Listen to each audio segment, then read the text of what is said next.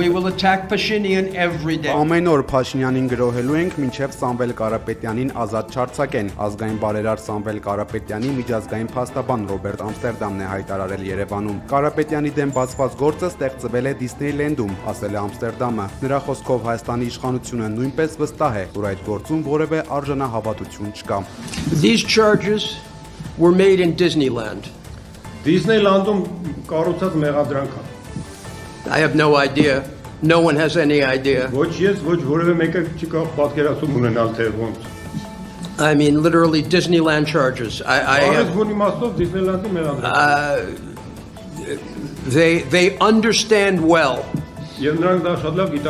that they have no credibility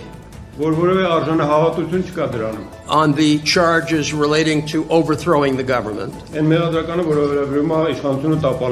Միջազգային փաստաբանը անդրադարձել է նաև բարերարի նկատմամբ առաջադրված նոր մեղադրանքին եւ նշել, որ իր կարիերայի ընթացքում շատ գործեր է տեսել, սակայն մեջբերում անգամ Տանզանիան կամաչեր նման դատական գործ սկսել։ Ամստերդամի խոսքով կառավարությունը փորձում է փչացնել Կարապետյանի վարկանիշը, քանի որ վախենում է նրա հետ մրցակցությունից 2026 թվականի խորհրդարանական ընտրություններում։ Nobody here, none of you, can properly define money laundering. Շատ բարձ պատճառով, որտեղ ոչ ոք, ձեզանից ոչ մեկը ներկա այստեղ չի կարող պատշաճ կերպով սահմանել, թե ինչ անուշանակում փողերի լվացում։ This is why authoritarian governments use it. Դրա համար էլ ավտորիտար բռնապետ իշխանությունները շատ հաճախ են դիմում նման մեղադրանքի։ Because nobody knows what the hell it is. Որտեղ ոչ ոք չգիտի այդ ինչի մասին է խոսքը։ The actual definition is quite complex. Իրական սահմանումը շատ խրթին է։ And it involves a lot of technical procedures to prove it. I can assure you, without even fully seeing the charges, that they are unquestionably outside of any substance because of the date of the charges.